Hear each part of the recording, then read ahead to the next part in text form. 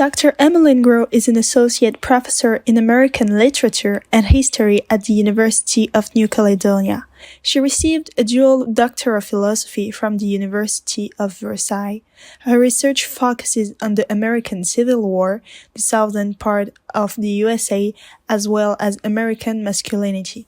Her research on American masculinity includes its models, cowboy, pirate, and many of its different aspects, such as its representation in American literature.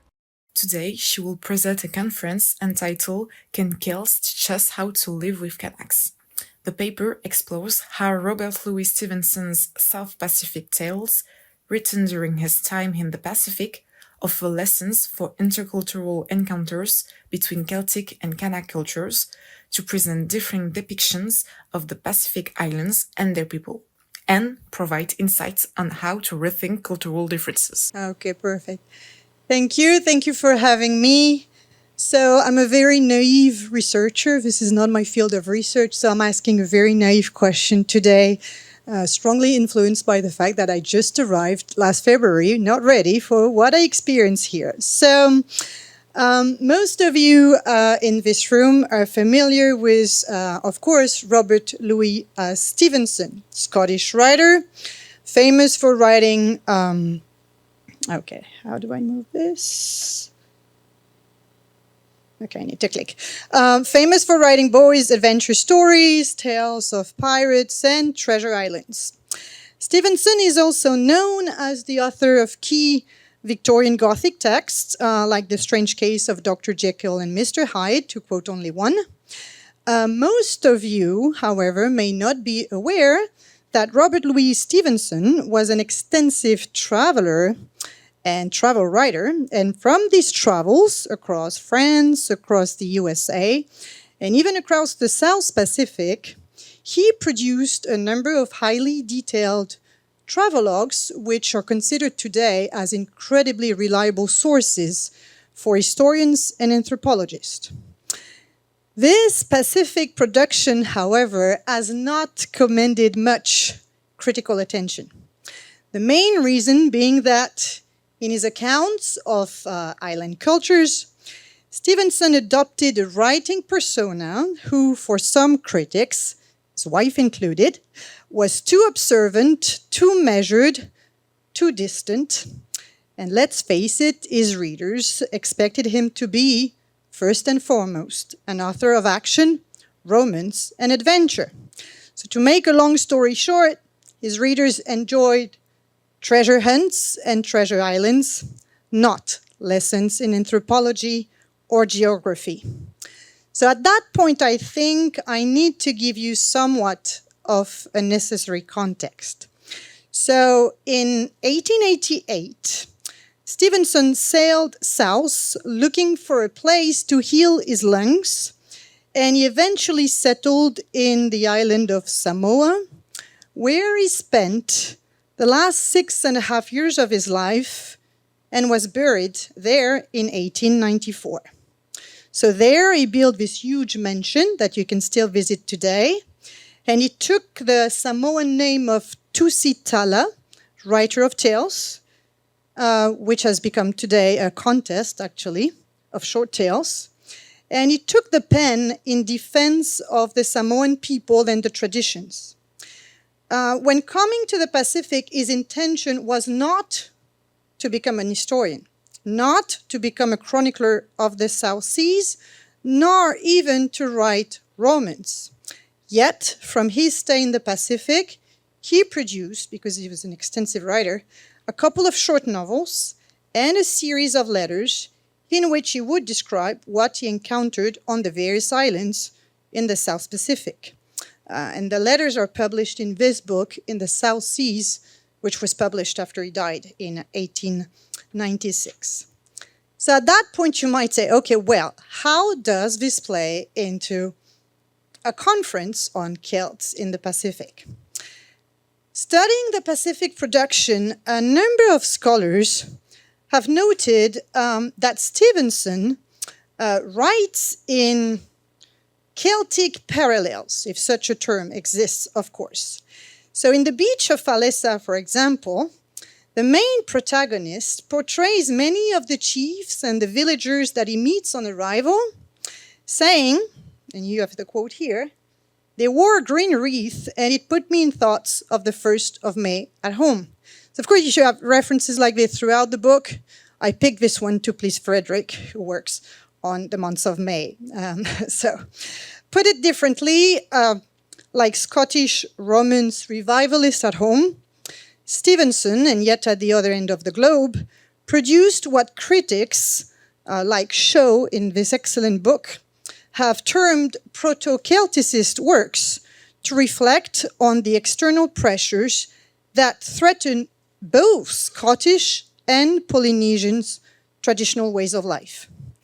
Today, however, I would like to approach Stevenson's Pacific writings from a different angle.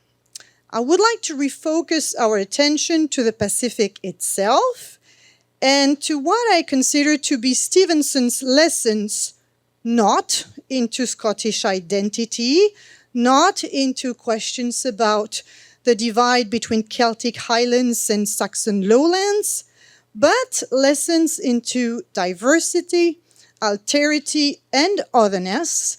Simply put, lessons into intercultural exchange with the Kanaks he met in the Pacific. And he calls them Kanakas because Kanak being the French term.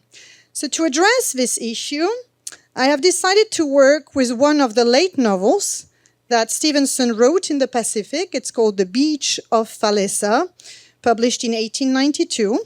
It's a short novel of about 70 pages, which tells the story of a white British trader, John Welchire, who is welcomed by another white trader on the island. His name is Case, and on arriving, John is offered a native wife, a Kanaka. Her name is Uma, in a sort of grotesque parody of a wedding. Soon after, John realizes that no one on the island will trade with him. And gradually the truth emerges. Case, the evil trader, has convinced Kanakas to taboo John, and we learn that Case has already driven other traders from the island, actually has even helped to kill a couple of them. The natives are scared of him because Case, the evil trader, appears to be the only person who can enter the jungle or the bush and come out alive, and natives have given him the name of Tiapolo, the devil himself. The island of Falesa is a stopping point for travelers, missionaries, and traders. It's a sort of commercial hub where traders like John settle for a time, sell goods to the native while buying raw materials like copra from them before moving on to the next island. And the island is home to various communities, of course, the natives, most of them Protestant, some white traders of mostly Anglophone origins, a French Catholic priest, and a Protestant missionary. And these communities are clearly divided in the book, even spatially, as the white traders are referred to as the beach. So, from the outset, John appears to be no different from other traders. He's actually well prepared to exploit the natives commercially and sexually. And if John were to answer some of my question, the question raised in the title of my conference today, here are probably a few tips that it could give us about living among or with Kanakas. And please don't shoot me, I'm just the messenger here. So I'm gonna read a few of these tips, okay? First one. I never saw such fools of Kanakas as your people here.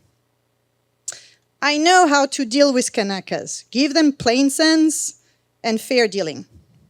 They haven't any real government or any real law. That's what you've got to knock into their heads. You don't find me turn my back on a parcel of Kanakas. And it's easy to find what Kanakas think.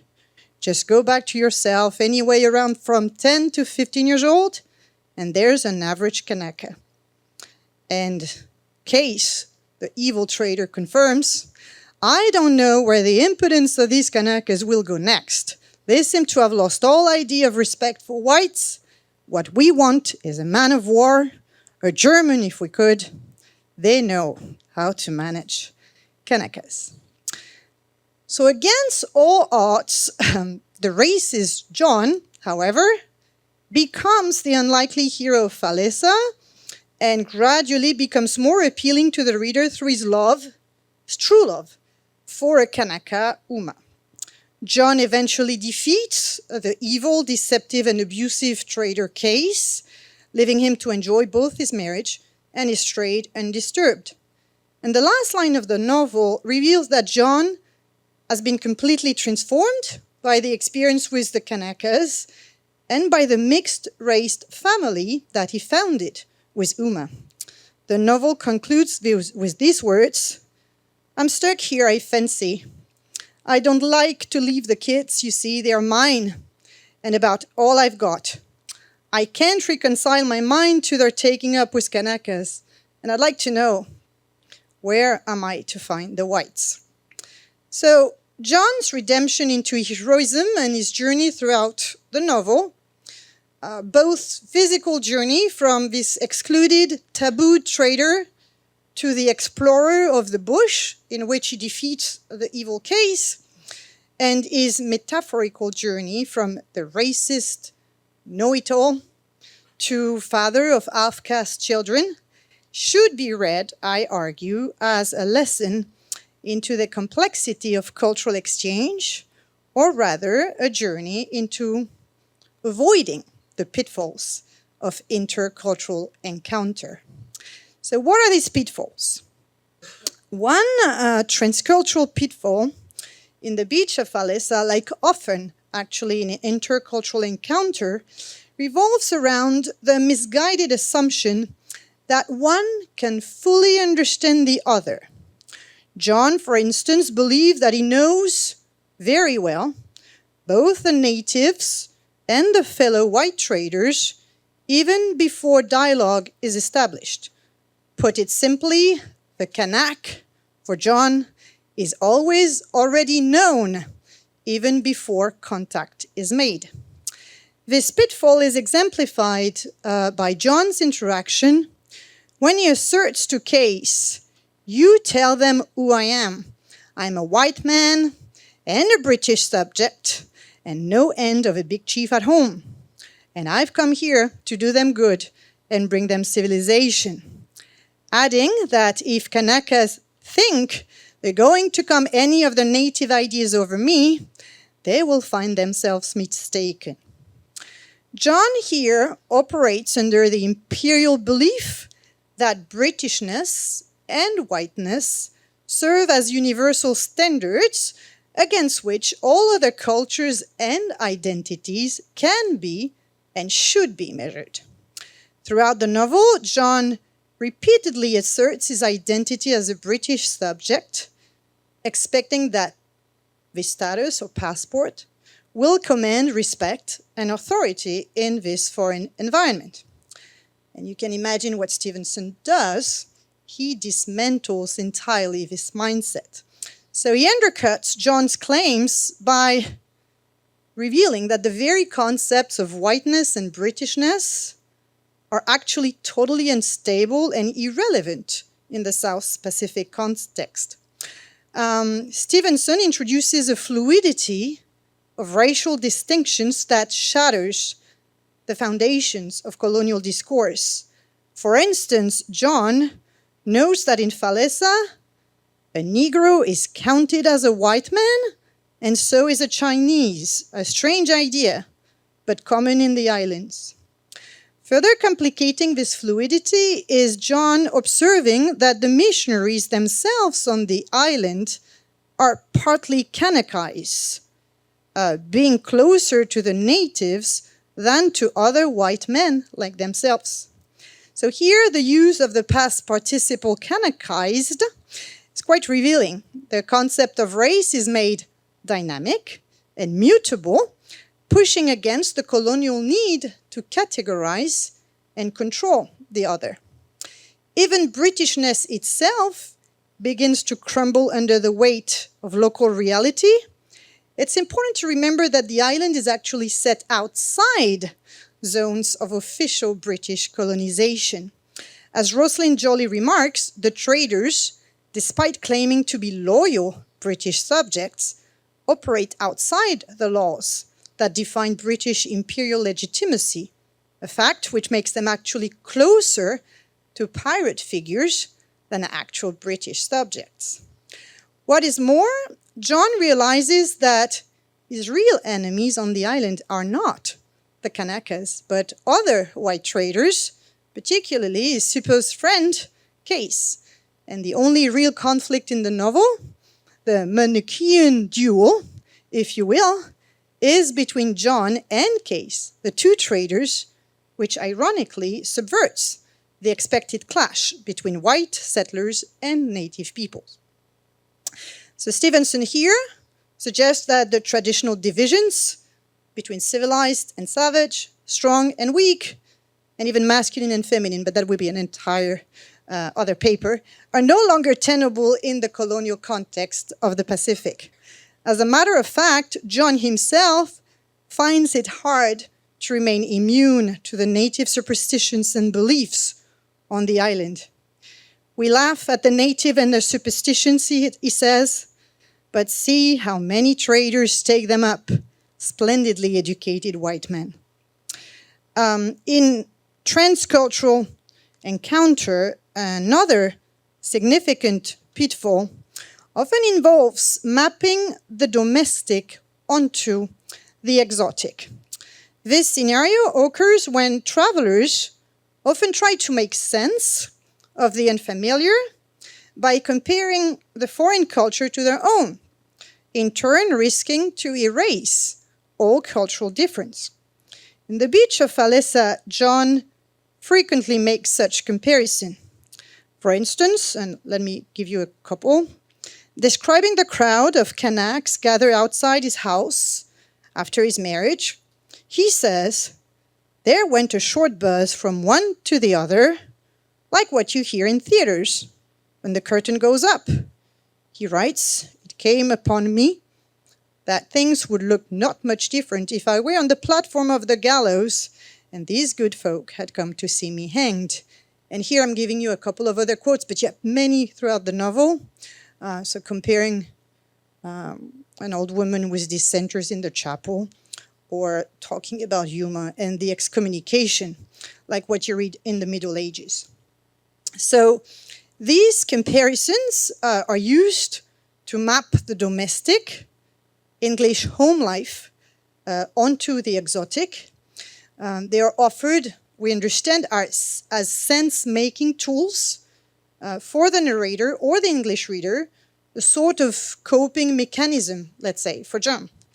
So to deal with the unknown or the unfamiliar, the foreign subject is domesticated by repeated references throughout the book to food, pets, children's activities, furniture, and private spaces that belong to the English home life. Stevenson, however, once again, refuses to allow such domestic comparisons to dominate the narrative. Instead, in the novel, the foreign is often, more than often, portrayed as complex and resistant to simple explanation. Mapping itself as a tool or exercise that one should use to make sense of the island seems totally unavailable.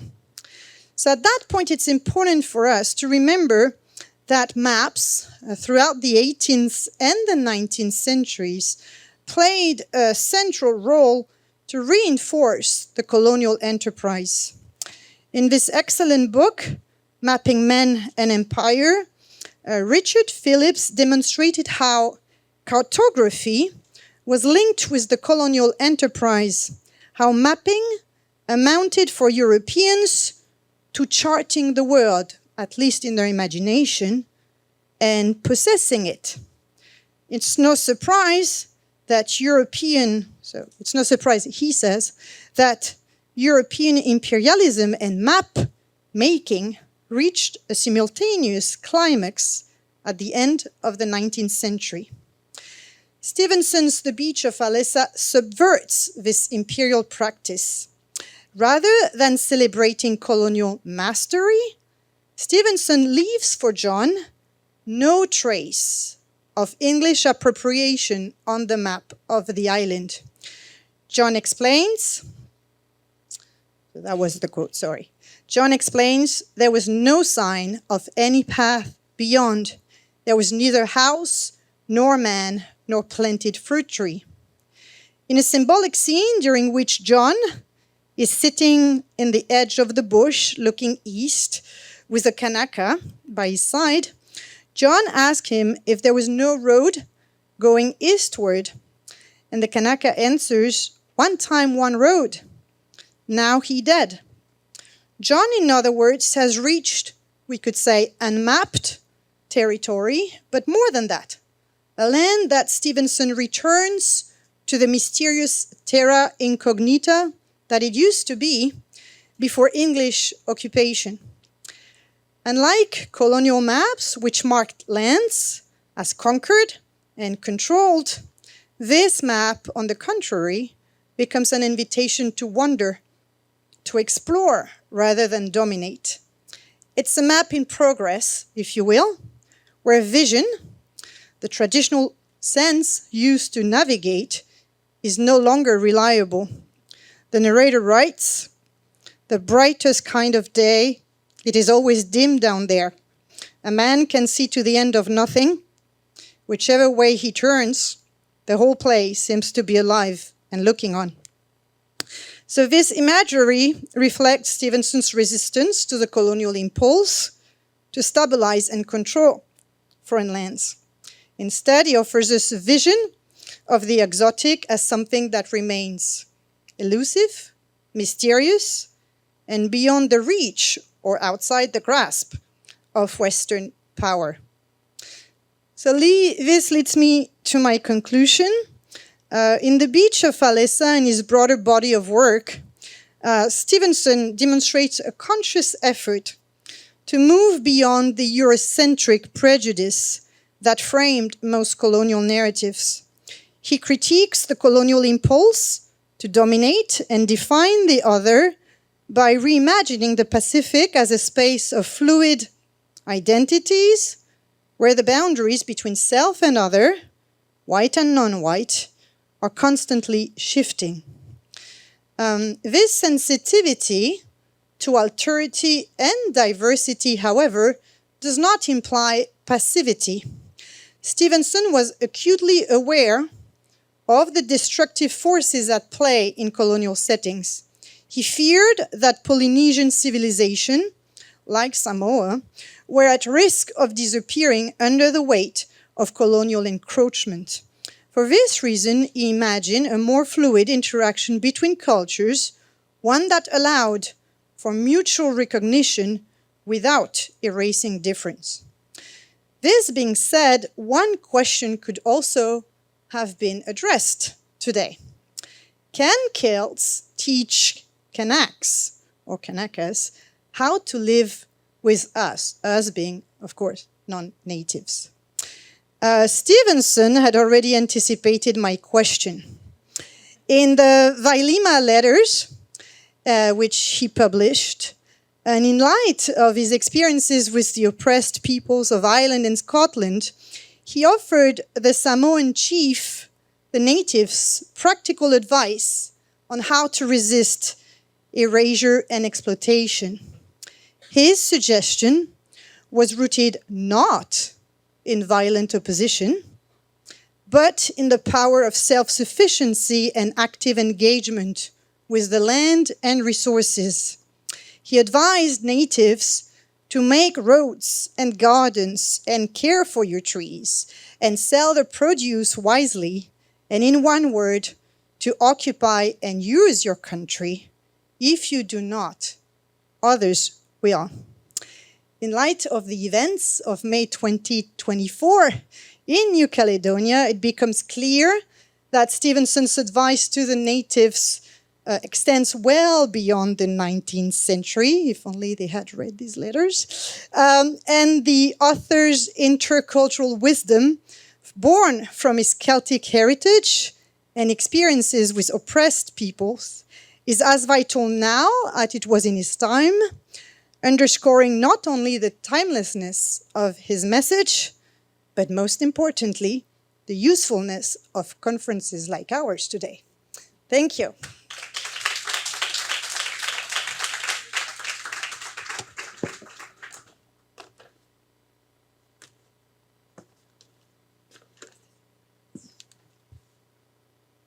Merci beaucoup, Emmeline. Je vois qu'on va en fait faire un autre colloque dans 2 ans avec tous les nouveaux projets qui vont découler en fait de ce premier colloque à l'UNC. So thank you so much for this brilliant paper. Do you have questions? Est-ce que vous avez des questions? N'hésitez pas à poser vos questions en français si vous le souhaitez, c'est tout à fait possible. So do you have questions for Emmeline?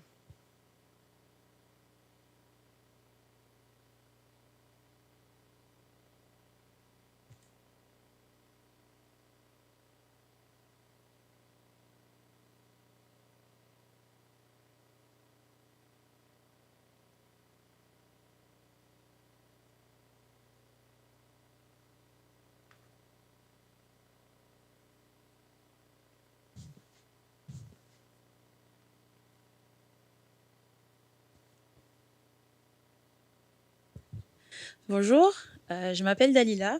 Merci pour votre présentation. C'était, je pense, très enrichissant, mais comme c'est en anglais, la plupart comprennent l'anglais, mais nous, non. Donc, ma question se portera sur votre problématique. En fait, vous dites que les Celtes, comment les Celtes peuvent nous apprendre à vivre, c'est ça? Ensemble ou... je sais pas. Et du coup, ma question, c'est en fait, à quel niveau, en fait, ils nous apprennent à quel niveau? Parce que vous montrez Robert Louis Stevenson. En fait, je pense que vous avez montré que lui, du coup, avec Richard Phillips. Mais en fait, à quel niveau, en fait, ils nous apprennent à vivre ensemble? Enfin, je comprends pas, en fait. Parce que, ouais.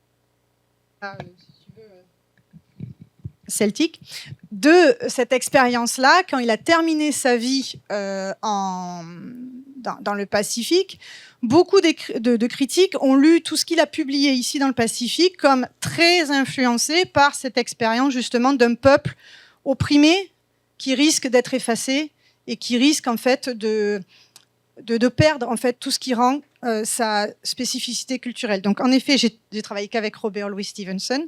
Et en fait, quand tu lis ces histoires et que cette fois-ci tu t'intéresses vraiment à ce qu'il dit dans les histoires, je pense qu'il nous apprend à interagir en fait avec une autre culture, et il nous dit éviter les pièges d'une facilité à comprendre l'autre, enfin avoir jugé l'autre sans avoir même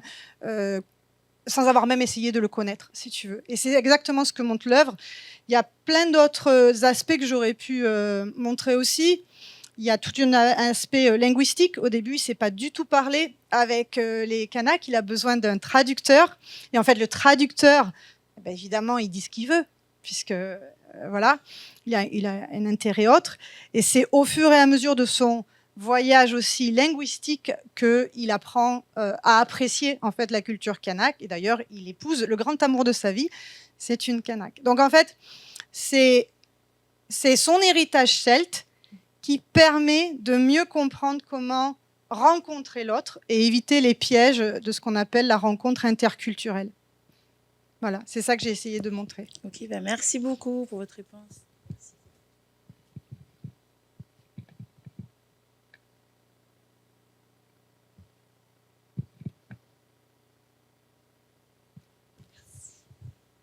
Merci beaucoup, Emmeline. C'était passionnant. Je ne connaissais pas du tout la facette pacifique Moi non de plus. Stevenson. Eh ben, j'ai Donc, découvert ça par hasard. formidable. Donc, Peut-être que c'est important pour les étudiants notamment de préciser que dans ce que tu as présenté, dans les textes de Stevenson et l'usage à l'époque du terme Kanakas, Oui. Kanak, on ne parle pas des Kanaks d'aujourd'hui de Nouvelle-Calédonie. Tout à fait. Les mais Kanaks, bien- c'est un terme qui a été utilisé sur l'île de Nouvelle-Calédonie, qui avait une revendication politique, c'est-à-dire être reconnu comme un peuple indépendant. Kanaka, c'était le terme un peu générique utilisé dans tout le Pacifique, qui avait une connotation assez négative, c'est-à-dire c'était en gros des petites mains qui aidaient les traders, hein, les commerçants anglais, allemands, à exploiter la terre. Voilà. Donc c'était vraiment les autochtones du Pacifique. C'est ça. Et là en particulier, en fait, c'est les Samoans. C'est ça. Exclusivement, c'est ça. ça. Hein. Mais dans ses lettres, il explore, il voyage à travers tout le Pacifique. Donc il parle des îles Marquises, des îles Gilbert, etc. Et c'est le terme qu'il utilise. Mais dans l'œuvre, c'était intéressant de faire un parallèle, évidemment. Et est-ce que tu as eu l'occasion d'étudier ou de chercher un petit peu quelle a été, à son époque, la réception de ces conseils qu'il donne? Ce serait une très bonne... non, j'ai pas. Je sais que ces œuvres-là, les œuvres littéraires, elles ont été très, très mal reçues, en fait, parce que les gens ne comprenaient pas comment il était passé de pirate ou d'œuvres gothiques à un trader sur une île. Les lettres ont été publiées et elles ont fait l'objet de beaucoup d'études. Maintenant, je ne sais pas, la réception, j'ai envie de dire, des non-natifs a été très importante puisqu'elles sont très étudiées et elles ont donné lieu à beaucoup de publications. Mais est-ce que les peuples indigènes, eux, les étudient, les utilisent? Ouais, ça serait très intéressant. Ou à USP, là-bas, Ben, localement, je sais pas. C'est une question que j'ai pas eu le temps de poser, je t'avoue. Hein. Okay. Ouais, ça ce serait très C'est ça, exact. Cinématographique. Merci. Non, Emmeline, non, pour je ta crois pas. présentation. Non, Pas du tout. Non, Ça n'a pas du tout inspiré de film. non, j'ai pas eu vent de ça, non.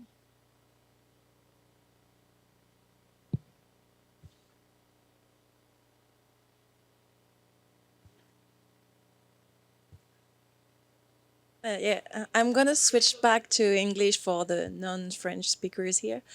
I had a question about how did Stevenson's writing reflects both respect and prejudice towards the Kanaks or the Kanakas?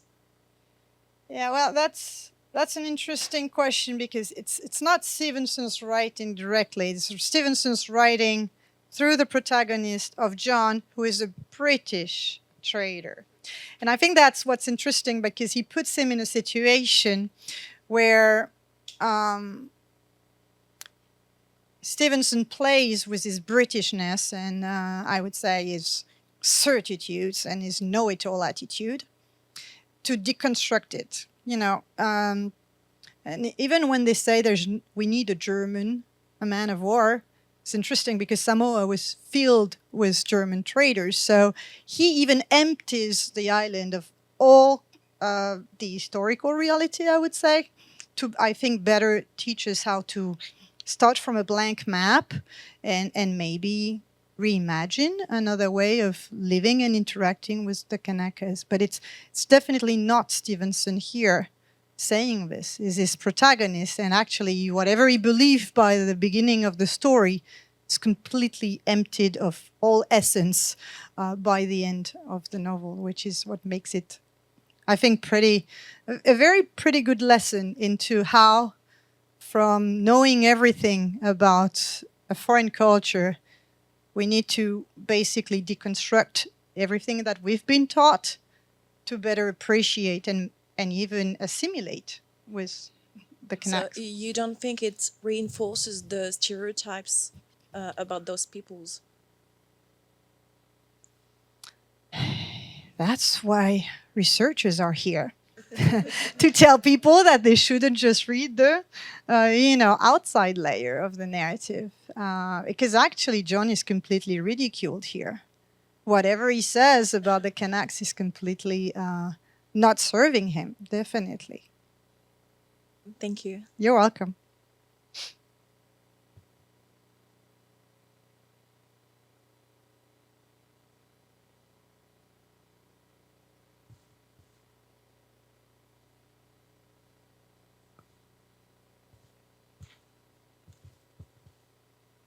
Thank you and congratulations for your brilliant talk. Thank you. I would like if there are parallels between Stevenson and other writers, English-speaking writers who wrote also from several countries and also the Pacific. I'm thinking specifically about Jack London, who wrote White Fangs and other novels located in North America, but also wrote about white people living in the Pacific in the same period than Stevenson. Yeah, definitely.